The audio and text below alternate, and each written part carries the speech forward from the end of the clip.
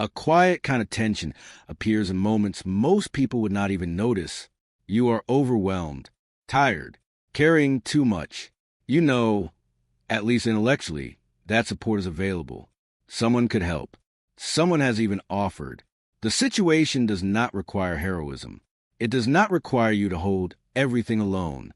And yet, something in you resists almost immediately, not because you enjoy suffering, not because you believe you should be doing everything by yourself in some rational sense. Something deeper tightens the moment dependence becomes possible. You may say, "It's fine, I've got it." You may tell yourself it is easier this way, quicker, cleaner, less complicated. But if you are honest, the reaction often has nothing to do with efficiency. It has to do with exposure. Asking for help does not simply feel inconvenient. It feels dangerous. That danger is usually difficult to explain, especially if no one around you describes you as fearful. In fact, many people who live this pattern are perceived as strong, independent, composed, even admirable. They manage a lot. They rarely ask for much. They are dependable, capable, self-sufficient. From the outside, it can look like maturity. From the inside, it often feels more complicated than that, because the independence is not always freedom. Sometimes it is protection. You may notice this in ordinary moments. A message sits unsent because asking feels harder than continuing to struggle. A practical need turns into silent endurance because the thought of needing someone feels worse than the burden itself. You are exhausted, but when someone says, "You can ask me," your body does not soften. It braces, and that bracing can be surprisingly strong, not dramatic, not obvious, but immediate. A subtle tightening in the chest, a quiet refusal, a mental movement that starts generating reasons not to reach out. I don't want to bother them. It's not that serious. I should handle it myself. I'll deal with it. I don't even know how to ask. These explanations may sound reasonable, and sometimes they are partly true, but they often arrive too quickly, too automatically, as if the psyche has already decided that dependence is too costly, and the mind is simply being sent out to build arguments for a verdict that was reached before conscious thought began. This is what makes the pattern so difficult to break, because from the outside, it can always be justified. You can always find a practical reason to stay self-contained. You can always tell yourself that it is simpler to do it yourself. You can always frame it as competence. And in many parts of life, competence is rewarded. The one who needs less is often admired. The one who carries more is often respected. The one who stays steady, capable, and low maintenance is often seen as strong. Over time, this external reinforcement can make the pattern feel even more natural. But inwardly, the cost accumulates. You may start noticing it after the fact. After another week in which you carried too much. After another emotional moment you hid because asking for comfort felt impossible. After another decision you made alone. Not because it was wise to do so, but because involving someone else felt more exposing than the difficulty itself. And gradually, a question begins to form. Why is help so hard to receive? Not help in theory. Not the abstract idea of support. Actual help. Real reliance. The moment where you would have to reveal that you do not have everything contained, that you do not know, that you cannot carry all of it gracefully, that there's a part of you that needs something from someone else. That moment can feel almost unbearable for certain people, not because they are arrogant, often the opposite, because they have built a whole way of surviving around not needing too much. You may notice this most clearly in emotional situations. Practical help can be difficult enough, but emotional help is often where the real resistance becomes visible. If you are hurting, you may still struggle alone long past the point where reaching out will be the kinder thing to do. You may compose messages in your head and never send them. You may imagine opening up and immediately feel ashamed for wanting comfort. You may tell yourself there is no point, or that others would not understand, or that you should already know how to regulate yourself without requiring anyone else to hold part of it. And if someone does come close enough to offer support, you may deflect without even meaning to. You say you're okay. You make it smaller. You change the subject. You become clear, composed, articulate. Anything but openly dependent. This is where the contradiction becomes painful. Part of you may deeply want to be supported, to rest, to not carry everything alone, to let someone else share the weight, even for a moment. And yet the moment support becomes possible, the old structure reasserts itself. You become the one who says, "Don't worry about me," the one who reassures others that you are fine, the one who remains competent while inwardly exhausted. This can create a hidden loneliness that is different from ordinary loneliness, because technically you may not be alone at all. There may be people around you, people who care, people who would help if you let them, but there is still a separation, a sealed-off place inside you that has learned not to reach, not to lean, not to need visibly. That place often carries a kind of pride, but not always a grand kind. Sometimes it is wounded pride, the kind that says, if I need you, I lose position. If I ask, I lose control. If I receive, I become vulnerable to something I cannot manage. That is why hyperindependence can be so deceptive. It looks like stability, but often it is an elaborate strategy for avoiding certain kinds of pain. Pain connected not to effort, but to relationship. Pain connected not to struggle itself, but to what struggle protects you from. You may see this in how much easier it is for you to give than to receive. Giving feels organized, clear, powerful in a quiet way. When you give, you remain in control of the exchange. You decide the terms. You decide the timing. You remain the capable one. But receiving changes the structure. Now someone else sees what you lack. Now someone else enters a place where you are not fully self-sufficient. Now your image, your composure, your internal arrangement becomes more exposed. And for many people, that is where the fear truly lives. Not in weakness itself. In visibility. The visibility of need. This can go so deep that even longing for support feels embarrassing. You may not only avoid asking. You may feel ashamed for wanting help at all. Ashamed for wanting softness. Reassurance, care, presence, practical relief.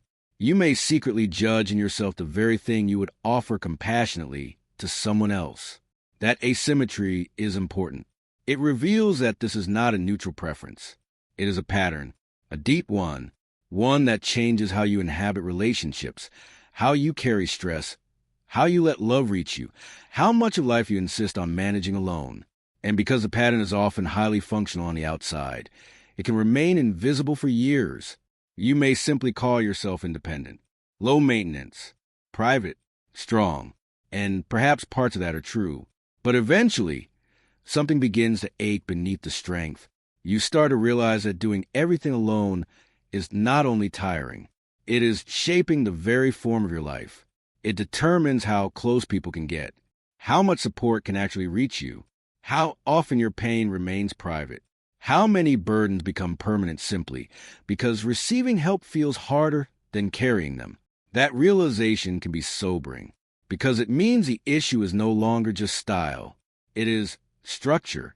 Something in you has built itself around the conviction that dependence is dangerous. And once you begin to sense that, the whole question changes. It is no longer only, why am I like this? It becomes something deeper. What exactly do I believe will happen if I truly let myself need someone? That is where the real journey begins. Not in forcing yourself to ask for help mechanically, but in understanding why the possibility of help has been coded somewhere inside you as a threat. What begins to emerge beneath this pattern is something far more serious than a preference for independence. It is a psychological structure. Carl Jung would not stop at the behavior itself. He would ask what psychic function the behavior is serving, what is being protected, what tension is being managed, what identity is being stabilized every time the person says, "I'll handle it myself," even when handling it alone comes at an obvious cost. That is where the deeper understanding begins, because hyperindependence is rarely only about capability. Very often, it is about protection through capability, and protection is never neutral. It always points to a fear. In Jungian terms, one of the most important places to look is the persona. The persona is the social face, the adaptation through which you become legible and functional in the world. It is not false by definition. It is necessary. Without some form of persona, a person would not move coherently through work, relationships, responsibility, or public life. But when a particular persona becomes overdeveloped, It starts carrying too much of the psyche's burden. This is often what happens with the persona of strength. You become the one who can manage, the one who does not need much, the one who stays composed, the one who can endure, solve, carry, function, and recover without asking the world to rearrange itself around your vulnerability. At first, this may genuinely help you survive. If emotional or practical dependence once led to disappointment, shame, control, or neglect, then becoming highly self-sufficient can feel like a brilliant adaptation. It gives the ego a stable position. It creates order. It reduces uncertainty. It offers a reliable answer to the question, how do I remain safe in relation to others? The answer becomes, by needing as little as possible. That answer can become foundational, not as a conscious philosophy, but as a lived psychological law. And once it does, asking for help no longer feels like a simple social act. It feels like stepping outside the law that has organized your safety. This is why the resistance can be so strong. Not because the help is objectively dangerous, but because dependence threatens the persona that has been carrying your survival strategy. Jung repeatedly emphasized that the ego identifies with a persona far more easily than it realizes. You stop using the role and begin to believe that the role is who you are. So if your role has become the strong one, the reliable one, the self-sufficient one, then any movement toward dependence will feel like more than discomfort.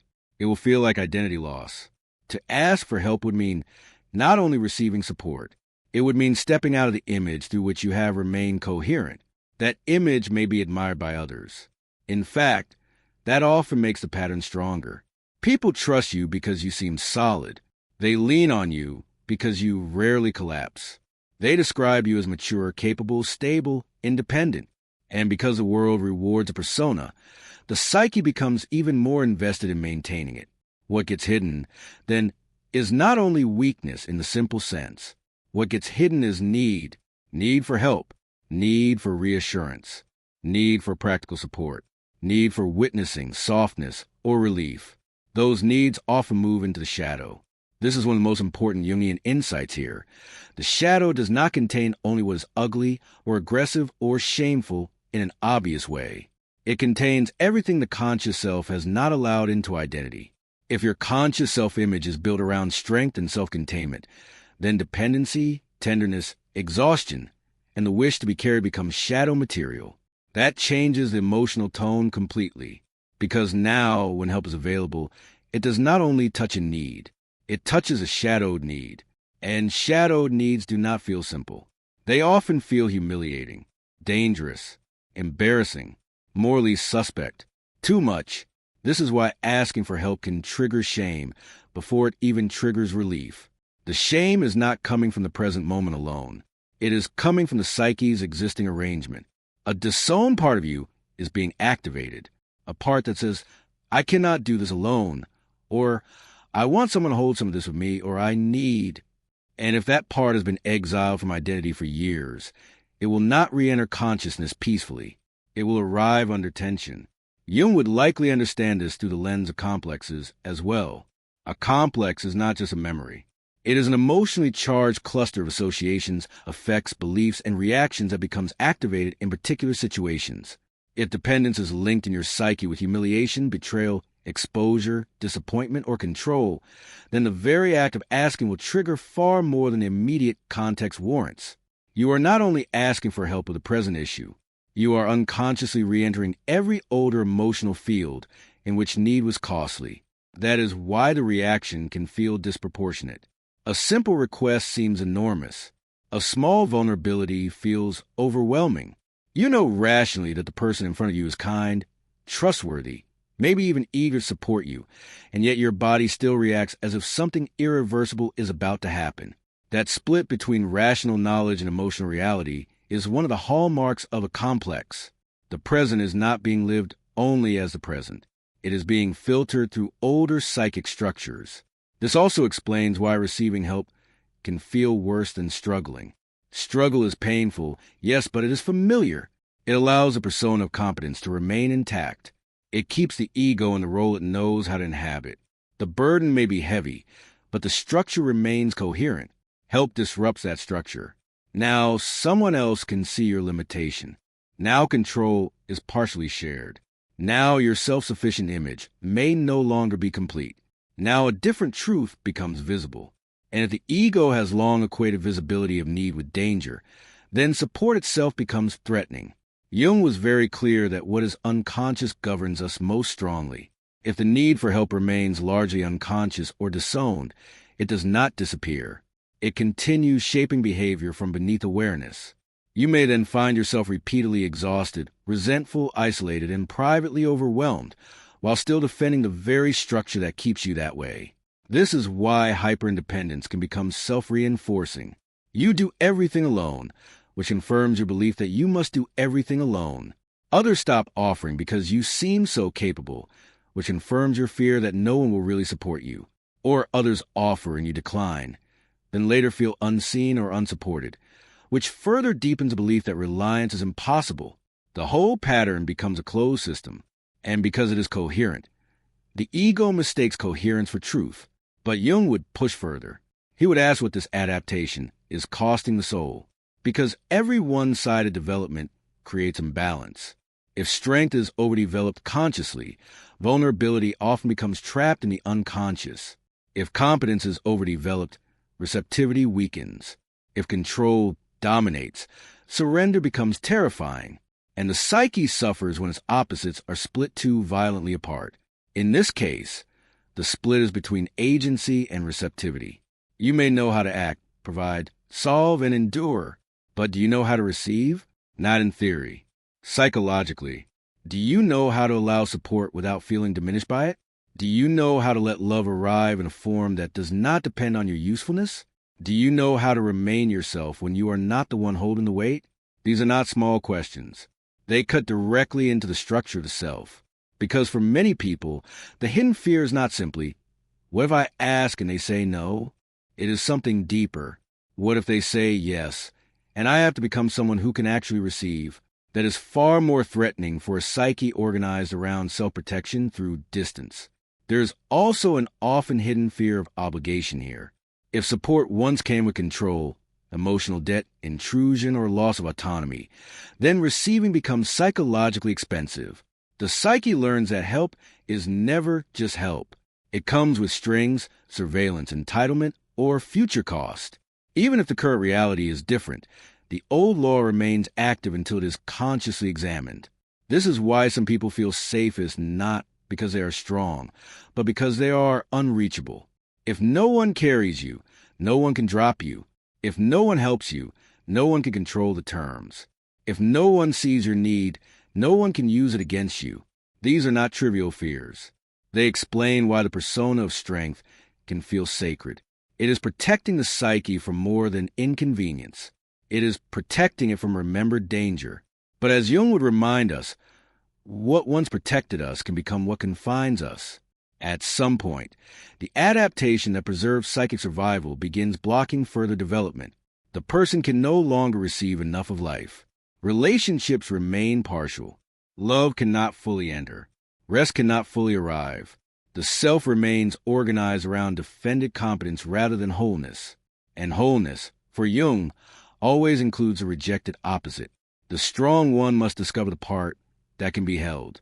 The competent one must discover the part that does not know. The self-reliant one must confront the part that longs to depend without shame. Until that happens, strength remains one-sided, useful, admirable, even necessary at times, but incomplete. So the deeper psychology of never asking for help is not simply, I prefer doing things alone. It is the ego's attachment to a persona that has become too central, supported by shadowed need, organized by old complexes, and sustained by the fear that dependence would dissolve the structure through which selfhood has long been maintained. That is why the resistance feels so strong. And that is also why the next step cannot simply be ask more. Something deeper has to happen first. The psyche has to begin seeing that the fear beneath dependence is older than the present moment, and that the persona of strength, however necessary it once was, cannot remain the only form through which life is lived. A deeper shift begins when you stop treating the fear of dependence as proof that dependence is wrong.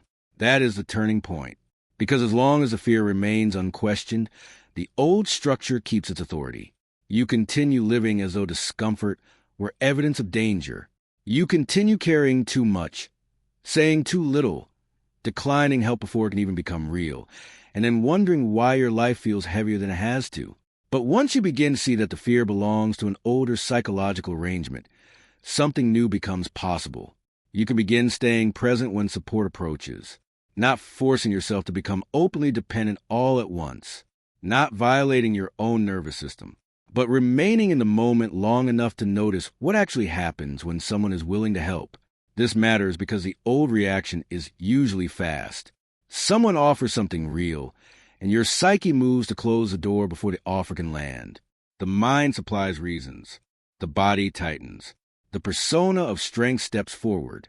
You say, "No, it's okay," or "I'll figure out," or "I don't want to put that on you," almost automatically.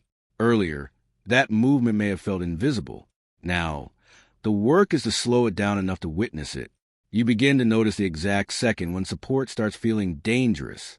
Is it when your need becomes visible? Is it when someone sees you struggling? Is it when you feel the possibility of receiving something without earning it through competence? Is it when the old fear of being indebted, controlled, pitted, or disappointed begins to rise? This kind of observation is not passive. In Jungian terms, it is already a transformation, because what was once unconscious and automatic is becoming conscious and relational. You are no longer only living the defense. You are beginning to know it, and that changes the field. Carl Jung consistently pointed toward this kind of work. He did not ask people to become their opposite overnight. He did not ask a defended person to suddenly become emotionally unguarded in a dramatic, naive way. He asked for consciousness, for relationship to what has been split off, for the capacity to endure contact with the rejected part of oneself long enough that it can begin to be integrated. In this case, the rejected part is not only weakness, it is receptivity. The capacity to let something come toward you without immediately proving your worth, your usefulness, or your control. That is much more difficult than many people expect, because receiving exposes a part of the self that cannot remain hidden behind competence. When you receive real support, you are no longer only the capable one. You become visible in another position, the one who is tired, the one who does not know, the one who needs, the one who cannot hold all of it alone. If those positions have long lived in the shadow, then support will feel emotionally charged.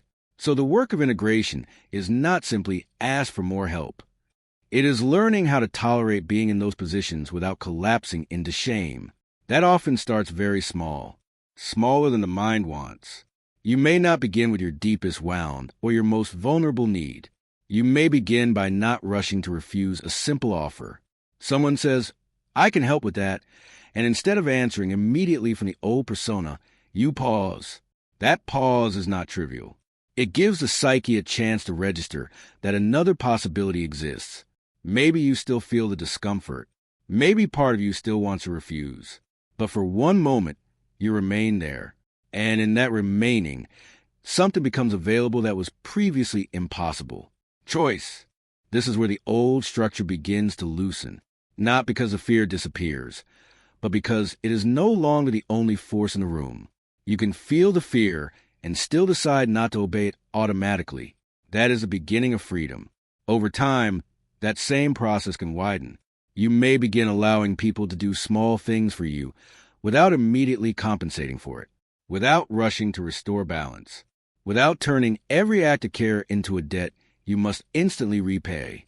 This can be deeply uncomfortable at first because many hyper-independent people do not simply refuse support. They neutralize it. If someone gives to them, they quickly give something back, reassure the other person, minimize the need, or reestablish control through competence. The exchange becomes safe again because vulnerability never has time to settle in the body. But integration asks for something different. It asks whether you can let the receiving remain unfinished for a moment. Can someone care for you without you immediately restoring the old equilibrium? Can you let their help exist without turning it into obligation? Can you allow yourself to be the one held, even briefly, without fleeing back into usefulness? These questions are not sentimental. They are structural. because the answer determines whether support can actually enter the psyche or whether it will keep bouncing off the armor of the old identity. There is another important shift that begins here. You start distinguishing between dependence and collapse. For many people, these two things became fused long ago. To depend meant to lose yourself. To need meant to lose control. To receive meant to become vulnerable to intrusion, disappointment, or humiliation. But in reality, conscious dependence is not the same as collapse. Jung's psychology, when read deeply, points to a relationship between opposites, not the elimination of one side. The mature person is not the one who becomes pure independence, nor the one who dissolves into pure dependence. Maturity comes through differentiation and relation. The ego remains itself, but no longer through rigid exclusion of its opposite. So strength must come into relation with need, agency with receptivity, competence with trust. This does not diminish the self. It completes it. That completion often feels awkward before it feels natural, because you are learning a language your psyche has not spoken freely in a long time. The language of asking, of admitting, of not already having it handled, of saying in some form, "This is difficult for me," or "I could use help," or even simply, "Yes." That last word can be remarkably difficult. Yes, I would appreciate that. Yes, I do need support. Yes, I don't want to carry all of this alone. Yes, I'm affected. Yes, there is something here I cannot fix through competence. A simple yes can carry enormous psychological weight when the old identity was built around never needing to say it. This is why integration is often more bodily than intellectual. You may understand all of this clearly and still feel exposed the first time you let yourself receive without reflexively defending. Your body may react. Heat, tightness, unease, the urge to pull back. That does not mean the step was wrong. It often means it is real. The nervous system is learning that visibility of need is not the same as annihilation. That process takes repetition, and repetition matters. Not huge, overwhelming vulnerability, sustainable contact, moments in which you let a little more support in than you normally would, moments in which you tell a little more truth about your limits, moments in which you remain in relationship instead of retreating automatically into self-containment. The psyche learns from lived experience. If every reaching out is followed by self-criticism, withdrawal, or frantic compensation, then the old fear remains intact. But if reaching is followed by actual care, and you allow that care to register, then a different inner law begins to form. Not all dependence leads to harm. Not all receiving leads to loss of self. Not all need is shameful. These are not abstract affirmations. They must become embodied truths. That embodiment also changes how you relate to others. Paradoxically, many hyper-independent people assume their self-containment protects relationship. They do not want to burden anyone. They do not want to man too much. They do not want to create obligation or strain. But over time, this can create a hidden asymmetry. You may become the one who gives but is never given to, the one who understands but is never fully known, the one who carries but is never allowed to be carried. That pattern can quietly hollow out intimacy, because real intimacy is not just about being dependable. It is about mutuality. And mutuality requires permeability. If only one person is allowed to need, speak, unravel, or receive, then the relationship remains uneven, no matter how loving appears on the surface. When you begin letting support in, you are not only changing your own inner life, you are changing the structure of relationship itself. You make it more reciprocal, more human, less idealized, less organized around role, and more around real contact. That is one of the hidden gifts of this process. Not dependence as regression, but dependence as relational truth. You begin to realize that the strongest version of you may not be the one who never asks. It may be the one who can remain whole while asking, the one who can stay inwardly intact while receiving, the one who no longer confuses guardedness with dignity. Jung would likely understand this as a movement away from one-sided adaptation and toward greater wholeness. The self is not completed by perfect autonomy. The self is completed through integration of what was excluded. And if need, reliance, softness, and visible limitation were excluded for the sake of survival, then at some point they must be allowed back in. not to destroy the strong self, but to humanize it. This is where the old prison of hyperindependence begins to open, not through self-betrayal, not through dependency without discernment, but through a more conscious, measured willingness to let support reach the parts of you that have been hiding behind strength for too long. That is the real movement, not becoming weak, becoming less divided. And that changes everything. Because once support can finally reach you, life no longer has to be endured only through control. It can begin slowly to be shared. What makes this pattern so hard to see is that the world often rewards it. If you do everything alone, people call you strong. If you rarely ask for anything, people call you mature. If you stay composed while carrying too much, people trust you, depend on you, admire you. And because of that, it becomes easy to confuse self-protection with identity. Easy to believe that this is simply who you are, independent, private, low maintenance, capable. But at a certain point, another truth begins to emerge. The strength may be real. The capability may be real. The reliability may be real. And still, the structure around them may be hurting you. Carl Jung would not ask you to become less strong. He would ask whether your strength has become too narrow, whether it has been built at the cost of other parts of the self, the parts that receive, the parts that lean, the parts that do not know, the parts that would like to rest without earning the right first. That is the real issue here. Hyperindependence is not only about what you do, it is about what you have not allowed. You have not only learned how to survive without help, you may have learned how not to let help in. And those are not the same thing. The first can be skill. The second is often a wound that became structure, a structure that became identity. And that identity may have carried you for a long time. But if it has also kept you unseen, unsupported, overburdened, and emotionally sealed off, then what once protected you may now be the very thing preventing deeper life from reaching you. That is a difficult realization, because it means the problem is not simply that others do not show up enough. It may also be that some part of you has become so organized around self-containment that even when support appears, it cannot enter cleanly, not because you are unwilling in a superficial sense, because the old fear is still there, the fear that dependence will cost you your dignity, that needing will expose you, that receiving will make you vulnerable in ways you cannot control. Those fears are real in the psyche, even if the present moment no longer justifies them. And that is why this work must be approached with honesty, not self-judgment. You are not weak for needing help. You are not failing because support feels difficult to receive. You are confronting a very old and very intelligent adaptation, one that kept you standing, one that made you functional, one that may even have made you admirable. But Jung's path was never about remaining admirable at the cost of being whole. It was about becoming more complete. And completeness requires that what has been hidden, rejected, or over-controlled be allowed back into the field of life. In your case, that may be need, dependence, softness, the wish to be helped without shame, the wish to be held without proving first that you are still valuable. That wish is not regression. It is not weakness. It is part of the human structure you may have had to exile in order to survive. Now, the task is not to throw away your strength. It is to stop using strength as the only acceptable form of existence. Before we close, take a moment with one question. Not whether you need help in some abstract sense. Not whether other people are trustworthy in every case. Something more immediate. What kind of support is hardest for you to receive without shame? Practical help? Emotional comfort?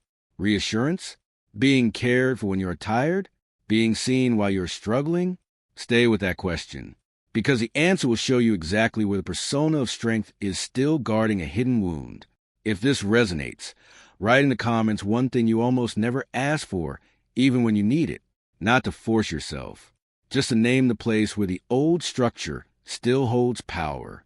And if you know someone who carries everything alone, who always says they are fine, who is always a reliable one, but never the one who reaches, share this video with them. Because sometimes the deepest prison is not pain itself. It is a belief that to remain worthy, you must carry all of it without letting anyone come close enough to help.